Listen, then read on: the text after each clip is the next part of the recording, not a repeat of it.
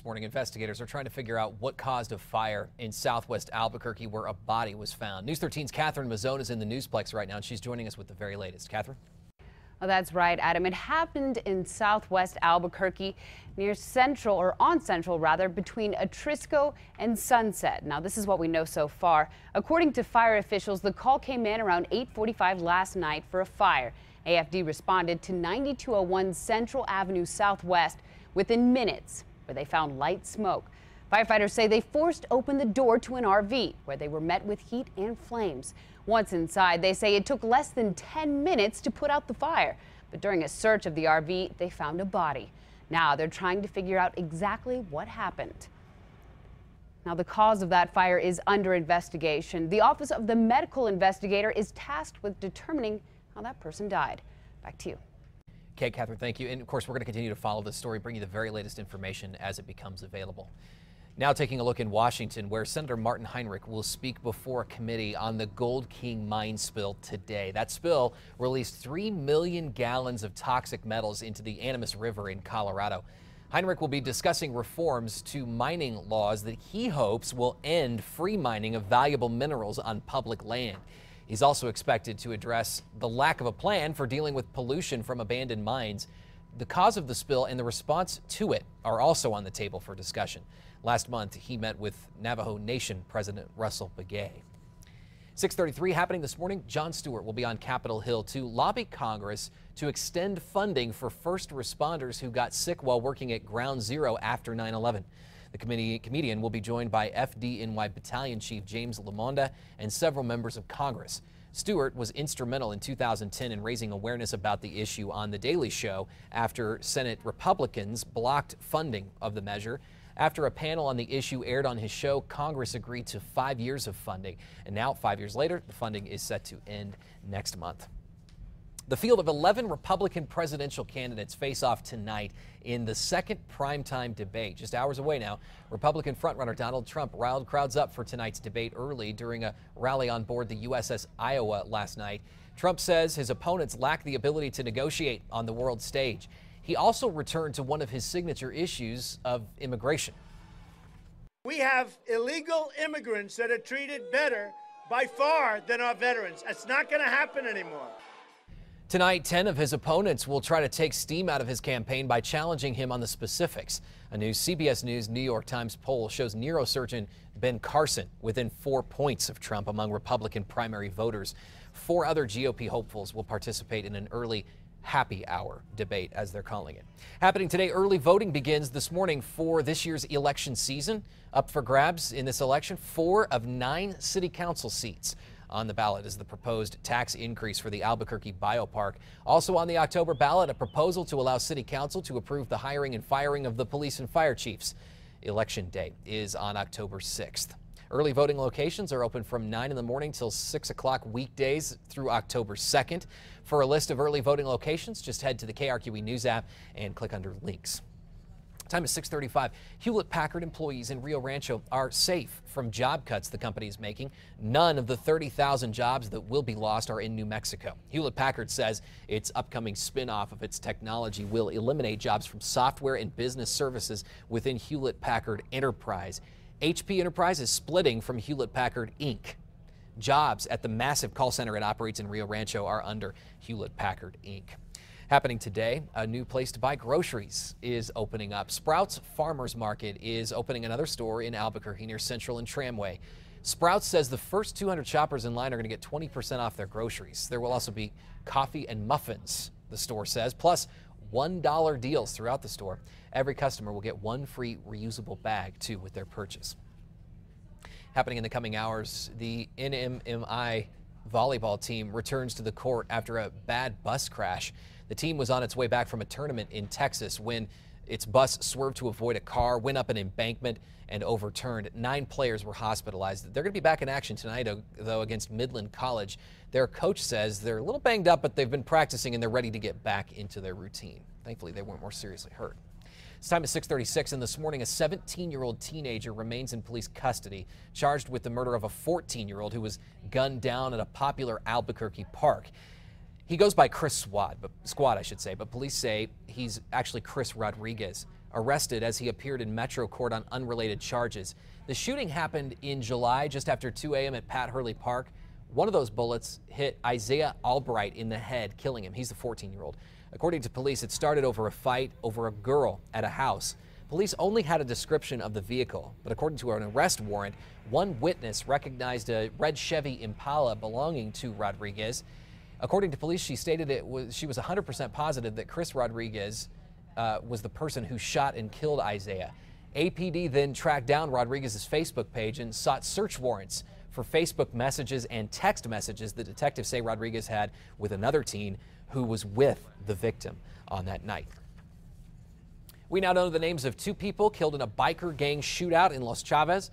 According to state police, 38-year-old Sean Duffy, a member of the Bandidos, and 40-year-old Danny Macias of the Poor Boys Club were both killed.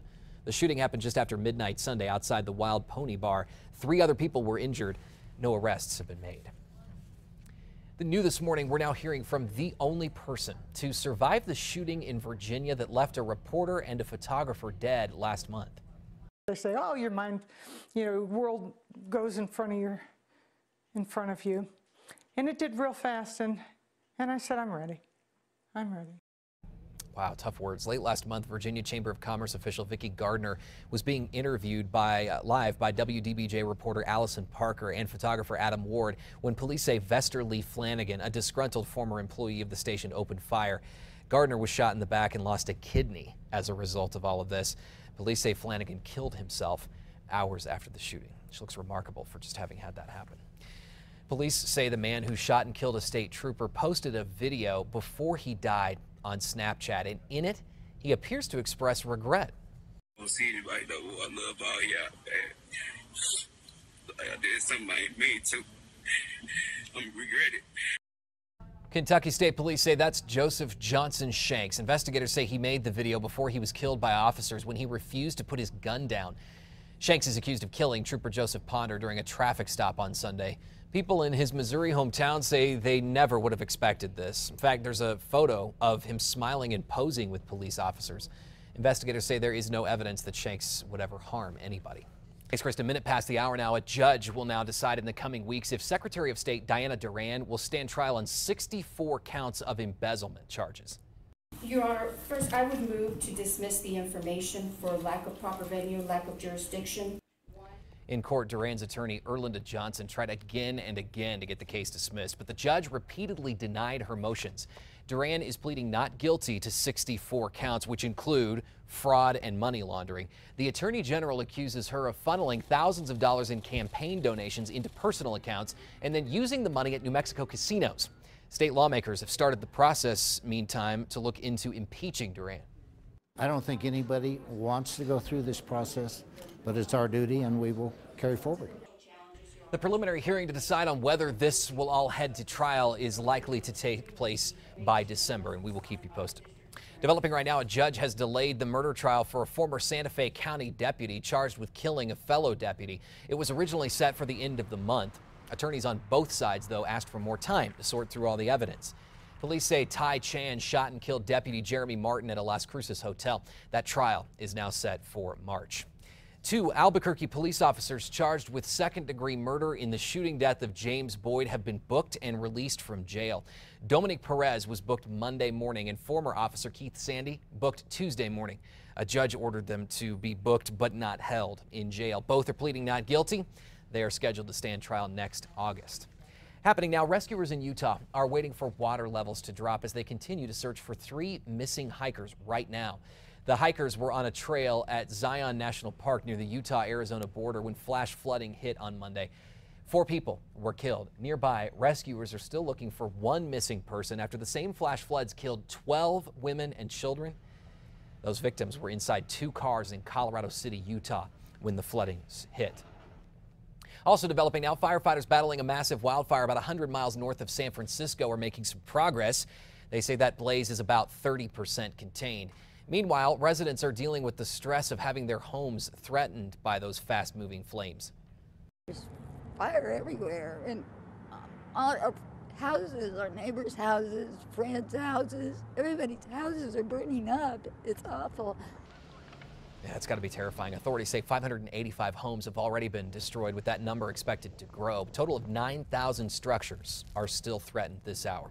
6:04 now, happening now. Albuquerque police are looking for a man who they say robbed an Albuquerque hotel twice. They say he most recently used a semi-automatic handgun to demand money from the clerks and then had a woman drive him away in a white four-door car. Witnesses say he had a tattoo on his neck and was wearing a gray striped sweater with black shorts. On to new details. The man who shot a suspected car thief or is accused of shooting him in an Albuquerque hotel is now facing charges himself. It happened outside La Quinta on San Antonio and I-25 Monday morning. 36-year-old Pete Chavez told police he heard his alarm going off on his Escalade, and that's when a brief struggle broke out between him and the alleged thief, Majestic Howard. Howard is recovering in the hospital today. Howard's been in the news before for a chase in a stolen truck last year that came to a crashing end. Chavez told police the gun fell from Howard's hand, so he took it and shot him. But police say the bullets didn't match, and they later found the actual gun used in some bushes. Chavez is now facing charges. We did do some checking. He is out of jail this morning. Bernalillo County has a new county manager today. County commissioners voted Julie Morges-Baca into the position. She spent 8 years as deputy county manager for community services. Now she'll be responsible for overseeing 2,500 employees and a $500 million budget. Morges-Baca will succeed Tom Zdenek. She's the first woman to hold the spot in decades. Listen to this. Animals at the zoo are reaping the benefits of a big hay mess this morning. You might remember this. A lot of hay spilled over on I-25, causing headaches a few weeks ago for drivers. But giraffes have been loving the hay since the Department of Transportation, they thought of a creative way to put it to use at the zoo. We hate to benefit from somebody else's misfortune, but why let it go to waste? It's certainly going to get used here and enjoyed by all that get it. We don't have that many animals that eat alfalfa, but the giraffes are loving it. A feast for the giraffes and a break for the zoo's budget. Zoo staff says they know this hay is especially popular, as he mentioned, with giraffes, because although the novelty of a new treat has worn off, they're still gobbling it up. And hay they don't eat will be given to the horses at the city's Heritage Farm. How about that?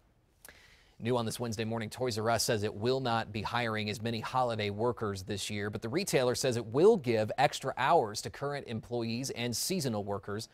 Last year, they hired about 45,000 people. This year, they're hiring around 40,000. Most of those jobs will be part-time. Meanwhile, though, UPS is announcing it will hire nearly 100,000 employees, around the same as last year, to help over the busy season. The company will hire package handlers and drivers to work full-time and part-time at locations across the U.S. UPS says seasonal jobs can become permanent jobs in some cases. A former Star Trek actress is charged with indecent exposure this morning after deputies say she flashed her neighbor's kids. Jennifer Lean played the medical assistant in the first 3 seasons of Star Trek Voyager. Deputies say she was arrested in Tennessee earlier this month when she took off her clothing in front of a neighbor's kids during an argument. All of a sudden, here come the shirt up. She started flashing woohoo, and I said, "And what respect is that for kids?" And there was none. And then all of a sudden she turned around and dropped her pants. When deputies got to Lean's house, they say they found her in her living room sitting naked on the couch. She allegedly refused to dress and threatened to shoot them. Lean was ultimately arrested. She's been in trouble before. Her history includes aggravated assault, resisting arrest, and reckless endangerment. Heavy rain had rescuers busy in Los Angeles. You got to see this raging river rescue. If you have a moment to look at your screen as you're getting ready, at least 3 people and a dog were nearly swept away by the swollen Los Angeles River. Heavy rain Tuesday morning turned that waterbed into a raging torrent, and the flooding caught a lot of people off guard, prompting 3 separate rescues. All of these people were found holding on to tree limbs along the river, and they were pulled to safety. No one, including that dog that you see there, had any serious injuries, thankfully. A bus driver in Wisconsin is without a job this morning after a fight with a passenger. The video is going viral. A witness says 2 men got on the bus. The driver began calling them names and using homophobic slurs. She says one of the men spit at the driver spit back. The 2 men got off the bus, and that's when things turned physical. The driver seen throwing the bus's garbage can at a person witnesses say is transgender. Milwaukee police are still investigating exactly what happened there.